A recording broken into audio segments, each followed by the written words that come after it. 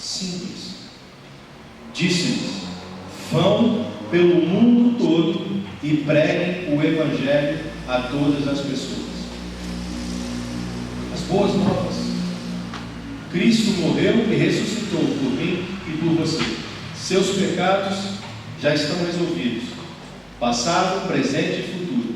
O problema pecado já não existe mais. O que nos separava do Pai já não existe mais. As boas novas da salvação. O Evangelho.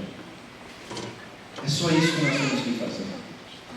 Mateus 28, 19 e 20 diz assim: portanto vão, façam discípulos de todas as nações, batizando-os em nome do Pai, do Filho e do Espírito Santo, ensinando-os a obedecer a tudo o que eu lhes ordenei. Aqui já é um pouco diferente, ele está dizendo para fazermos discípulos. O evangelismo é apenas o começo. Lembra da tabela da semana passada? Indo, pregando, batizando. Nós precisamos fazer essas partes. Nós estamos apenas na primeira aqui, aprendendo sobre o evangelismo. Mas o nosso objetivo final é uma decisão de uma pessoa caminhar junto conosco. E discipular alguém é isso, é o dia a dia. Ao contrário do que se pode pensar, a ordem não é apenas evangelizar, mas sim fazer discípulos. O que tem a evangelização por primeiro passo. Fazer discípulos, além desses dois textos, outros dois podem ser citados. O primeiro em Atos 1:8, que diz assim: mas receberão poder quando o Espírito Santo descer sobre vocês, e serão minhas testemunhas em Jerusalém, em toda a Judéia, Samaria e até aos confins da terra. Preste atenção. Ele diz para você ir, pregar, fazer discípulos. Mas Ele te deu o poder para fazer isso. E receberão o quê? Poder. Poder. Essa palavra poder aqui em Atos 1:8, sabe o que ela é? Ela vem do grego dínamos, que no português deu origem à palavra dinamite. Você acha que você tem poder? Você tem poder, porque o Espírito Santo é como uma dinamite. Você só precisa acender. Ele vai trazer tudo o que precisa. Ele vai quebrar todo e qualquer argumento, todo e qualquer problema que vai impedir o Senhor. O Espírito Santo vai te dar poder, dínamos. Ao contrário do que você pode pensar, a ênfase temática desse texto é a evangelização. Jesus está dizendo que essa é uma tarefa que deve ser realizada pelos seus discípulos em todo o mundo. Palavras dele. Mediante o poder do Espírito Santo. Em 2 Coríntios 5, de 18 a 20, diz assim: tudo isso provém de Deus. Todo esse poder, toda essa capacidade provém de Deus, que nos reconciliou consigo mesmo. Que Deus em Cristo estava reconciliando, por meio de Cristo Jesus, e nos deu o ministério da reconciliação. Ou seja, Deus em Cristo estava reconciliando consigo o mundo, não levando em conta os pecados dos homens, e nos confiou a mensagem da reconciliação. Portanto, somos embaixadores de Cristo, como se Deus estivesse fazendo seu apelo por nosso intermédio. Por amor a Cristo, lhe suplicamos: reconciliem-se com Deus. Lembra que eu falei do livro sobre o ministério da reconciliação? O primeiro e único requerimento para que você se torne um ministro de Deus é você aceitar a Cristo Jesus e se reconciliar com o Pai. Você já está apto a ser um ministro de reconciliação, porque nós só podemos dar aquilo que nós temos. Se eu não tenho reconciliação com o Pai, como eu posso levar alguém a estar reconciliado com o Pai? Se eu não tenho relacionamento com o Pai, como eu posso levar alguém a ter relacionamento com o Pai? Eu não posso dar aquilo que eu não tenho. Por isso que é importante praticarmos a ordem. Praticarmos a ordem, o mandamento de Jesus para nós. O ide. Todos leem isso como, nós falamos sobre isso, como ir em missões para a África. Todo mundo pensa logo na África, né? Porque é mais pobre que o Brasil. Mas ninguém pensa de ir ali no supermercado, de ir ali naquela escolinha ali perto da sua casa, de ir na pracinha, no posto de saúde aqui da cidade. O ide é para esses lugares. O ide é para do lado da sua casa. O ide muitas das vezes é dentro da sua própria casa, com os seus familiares que ainda não receberam. E Ele te deu o poder, te deu tudo o que você precisa para você exercitar esse ministério da reconciliação. Segundo ponto, a necessidade do homem, as razões pelas quais nós evangelizamos. A necessidade do homem. A carta do apóstolo Paulo à igreja de Roma nos apresenta excelentes descrições quanto à necessidade que o homem tem do evangelho. Primeiro texto em Romanos 1, de 18 a 32. Como é um texto grande, nós vamos resumir aqui em 3 partes. Verso 18 diz assim: a ira de Deus é revelada dos céus contra toda impiedade e injustiça dos homens que suprimem a verdade pela injustiça. Ou seja, o homem sem Cristo está debaixo da ira de Deus. Por que ele está debaixo da ira de Deus? Porque ele está em pecado, ele está separado da vida. Segundo verso 21 e 22. Porque tendo conhecido a Deus, não o glorificaram como Deus.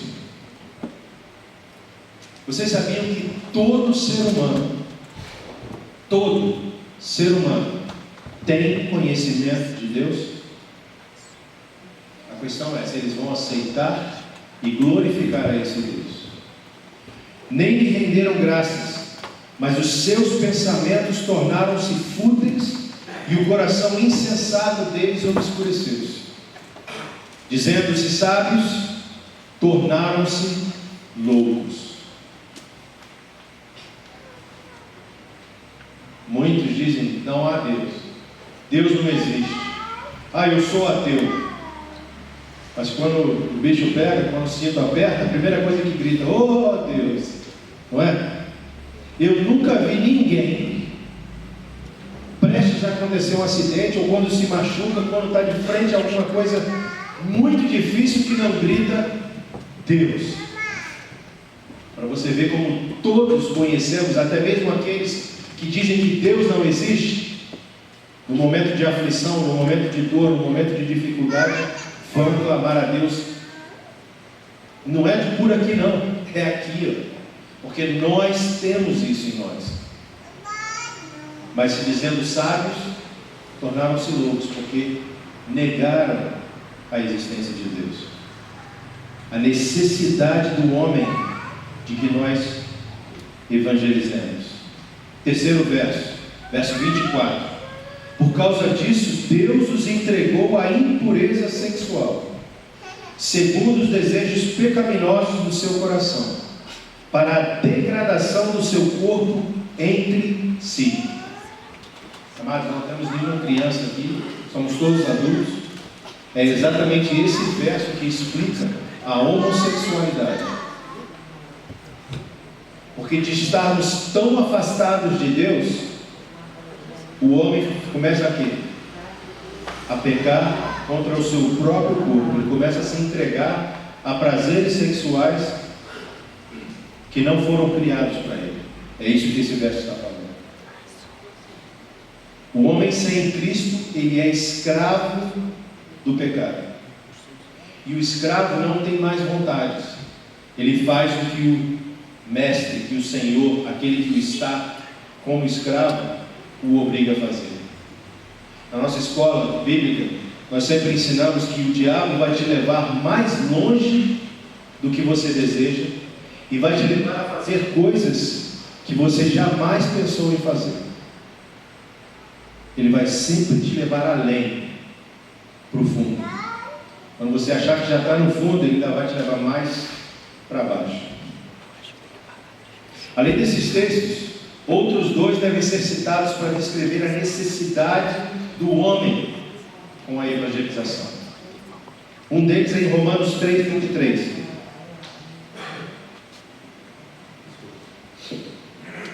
Que diz: pois todos pecaram e o quê? Destituídos, afastados, separados estão de quem? Amados, essa glória de Deus, ela é a opinião, o julgamento, o ponto de vista de Deus sobre a vida do homem.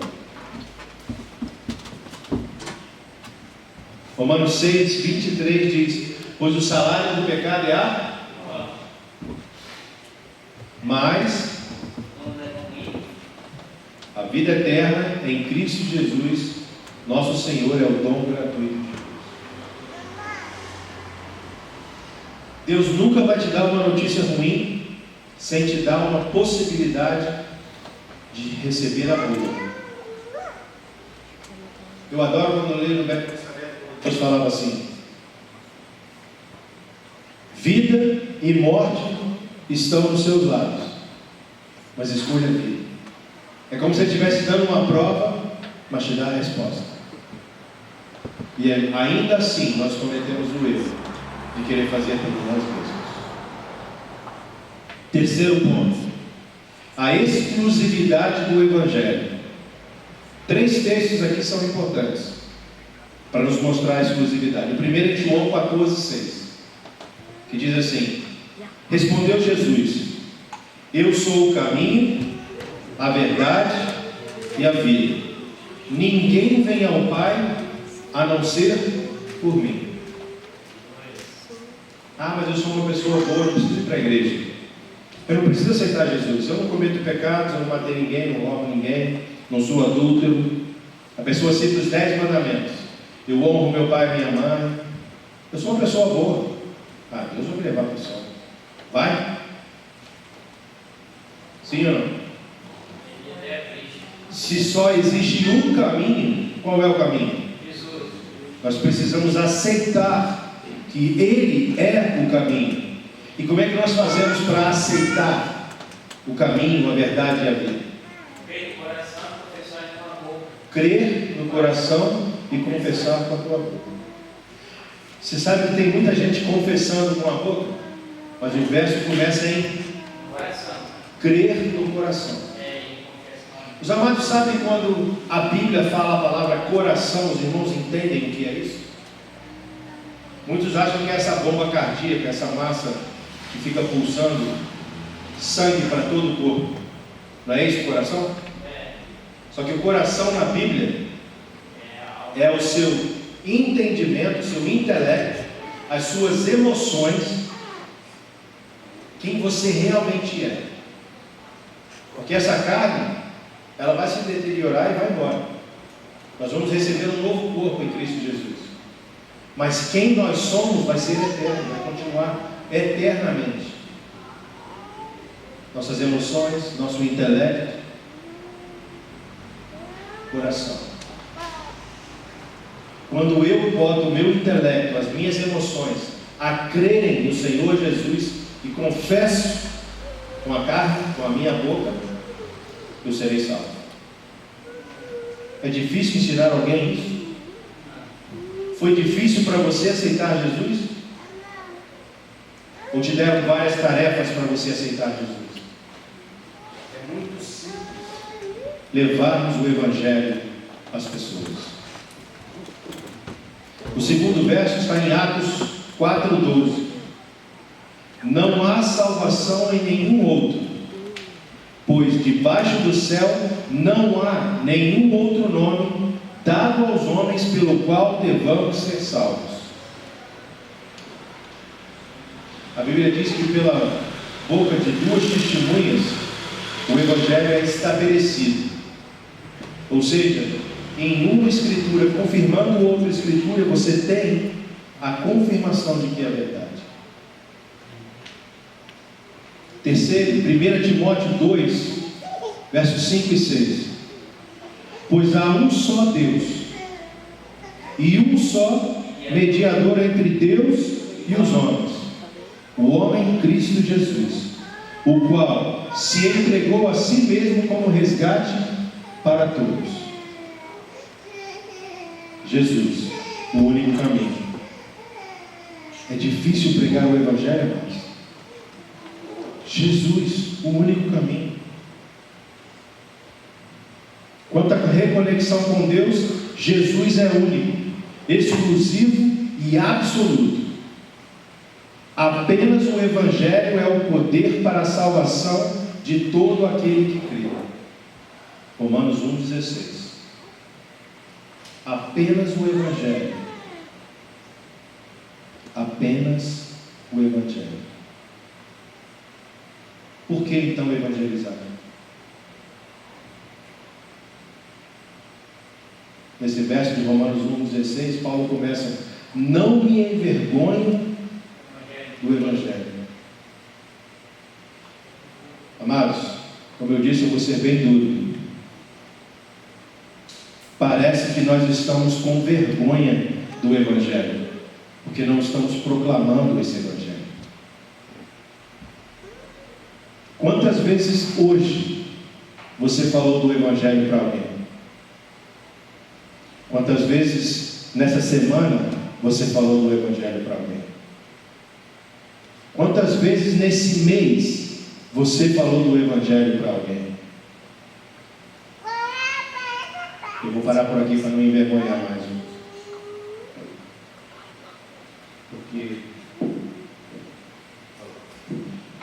Porque se nós formos parar para pensar e colocarmos na ponta do lápis, quantas vezes nós testemunhamos o nosso Jesus, o nosso Senhor e Salvador,